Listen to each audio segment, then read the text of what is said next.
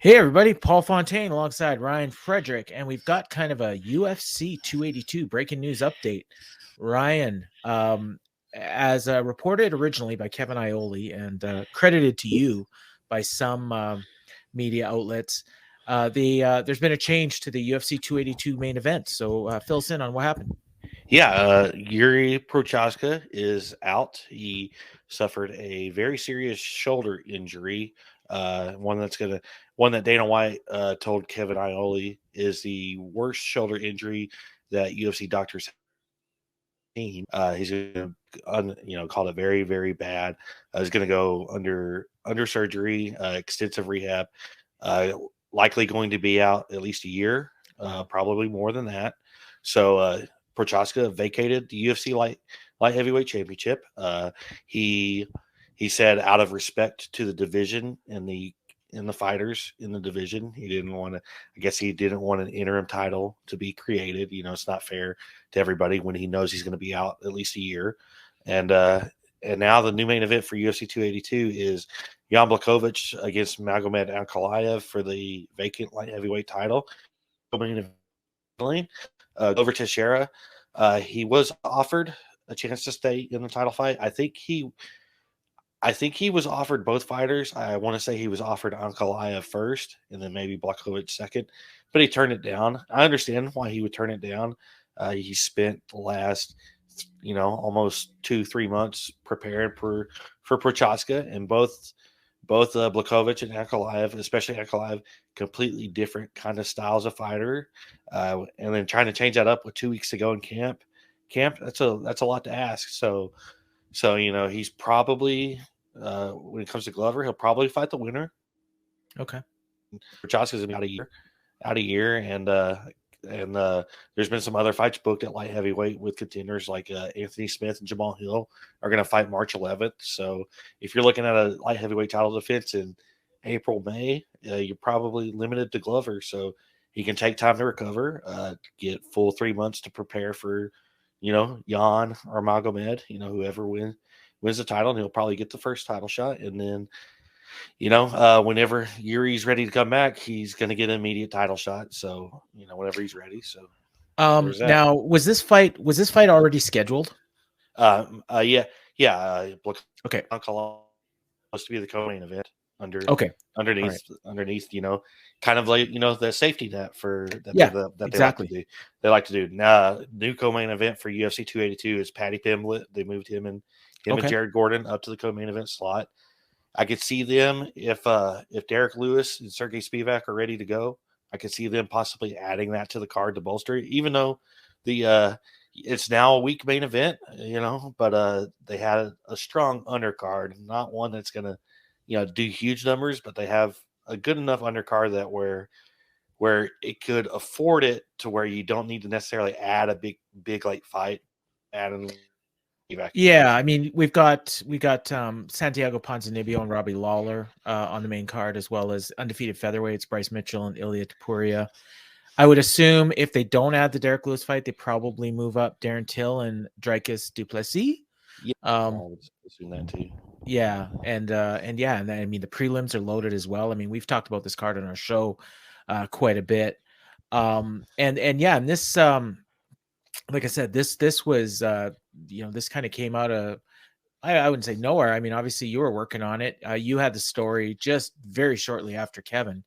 At Yahoo Sports, and you can check out Kevin's story there.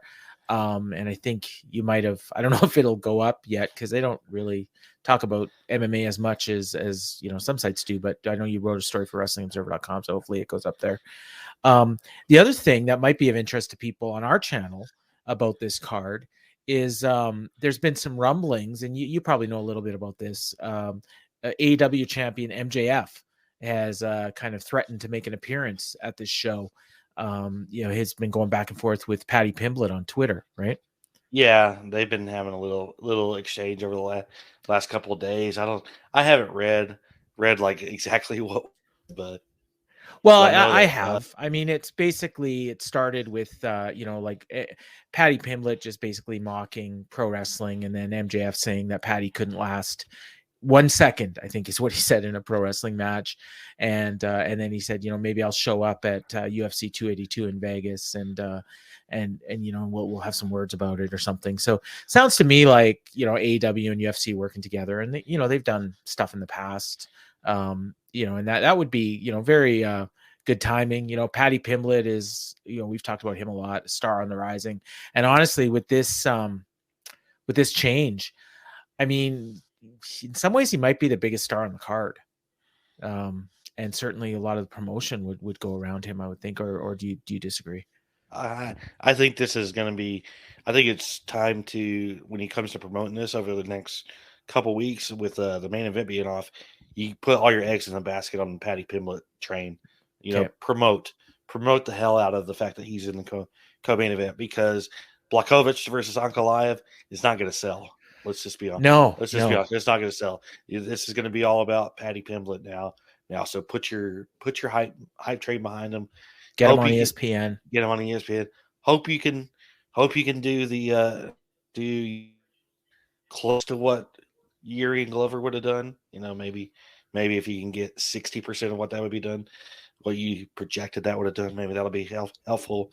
Hope that Paddy loses the weight and there's no weight issues, because he said he was having to lose 50 pounds for this fight. So, oh my God. So yeah, he gets way out of shape. So just hope that, yeah.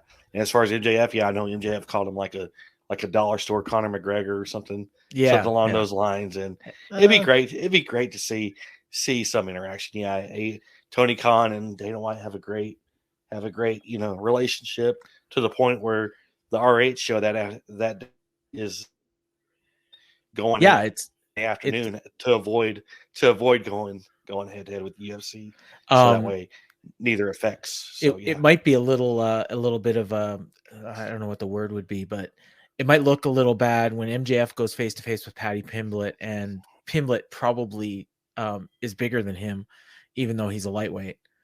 I mean, height wise, not. Yeah, I mean, yeah, maybe. I don't know. I don't know.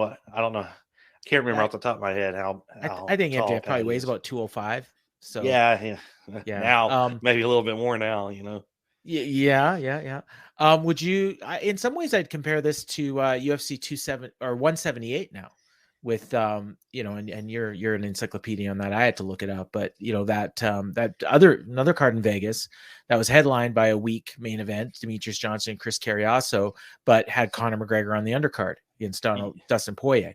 Yeah, so, and it had Cerrone and Eddie Alvarez's first which fight, is Lawler and Ponzinibbio, that kind. Yeah. They had a loaded card. I was at that show. I remember that show vividly, because it was Conor's first Vegas fight. But yeah, it could feel a lot like that. So yeah, and hopefully, I know we heard stories about people walking out after the co-main event, to get, they want to see the flyweight fight. Hopefully that doesn't happen with Blachowicz and Magomed Ankalaev. I think, Blachowicz, former champion. I mean, nothing to sneeze at, but Magomed Ankalaev,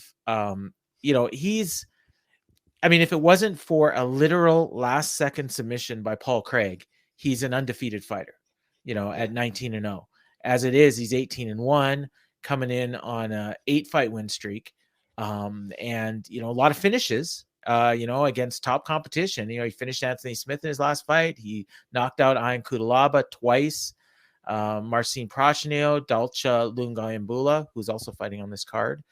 So it's not like this guy is, like just some nobody. It's just he's not a big, draw, but he's also never been in a position to be.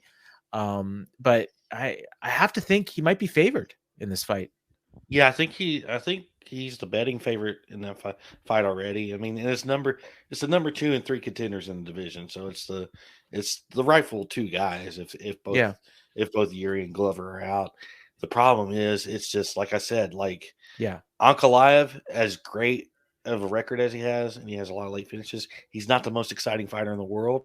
Neither is Blachowicz, can be, but he also fights to the level of his opponent as far as when it comes to exciting fights. Like him and Glover, that while it lasted, that was an exciting fight. And he's had a couple other exciting fights, but he's had a couple of snoozers. And just like when you look at the matchup and the styles on paper, it doesn't scream exciting main event. That's why they need to hope that they can, get on the Paddy hype train, and build it around him to get people to tune in. Do you think the fact that it was scheduled for 15 minutes and is now going to be 25, does that change anything, or are these guys, they're always prepared to go 25 if they need to? I mean, a smart person, a smart fighter, especially being in that co-main position with the possibility of sliding in the main event, you always want to prepare for 25 minutes. Well, it's hard to say. I mean, we've seen a lot of fighters who were prepared to go 15 minutes, who had to go 25, on a couple weeks' notice, be able to go do that, no problem. I don't think these guys will have either one of these guys will have a problem because they've both been in 5-round fights, recently. So I don't think that'll be that much of an issue. But it's also something to keep an eye on too, as well. So and who would you think that it would favor more based on the fact that with the late change? In my mind, it would be Ankalaev, but I actually think it favors Blachowicz more because Ankalaev, when we saw him in the 5-round fight in his last fight, he did get tired in the last couple of rounds. He was able to rely on his wrestling to kind of, you're talking about the Santos and Ozdemir fights, right? Yeah. He was able to rely on his wrestling to where he has a clear advantage. He's going to have a clear advantage over Blachowicz, maybe not as big of one as he held over Santos and other people in the division, but yeah. All right.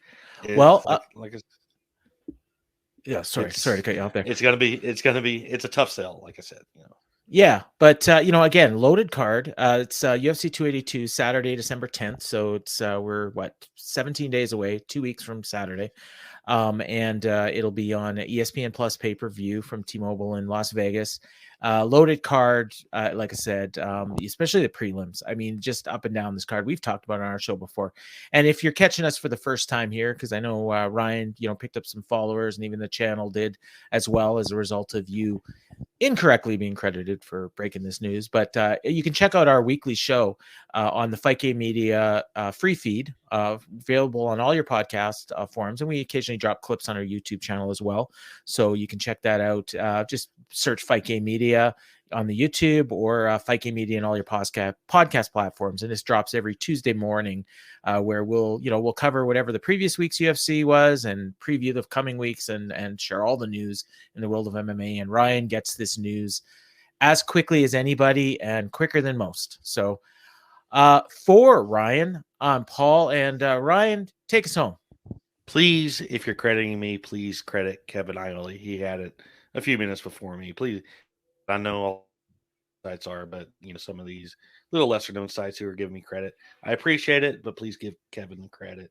That one person who criticized me for not putting in the initial tweet, there's only so many characters you can put on Twitter. That's why I did the double post of crediting them, like several other journalists do. It happen? Some of these people drive me nuts on Twitter, but please credit Kevin. But I'm glad I was able to provide a little bit more information than he was able to originally. And then, if you want to credit me for that, whatever, doesn't matter. But we'll see what happens. And those of y'all watching this are tuning in. All right. So for Ryan, I'm Paul. Have a great Thanksgiving. Talk to you next week.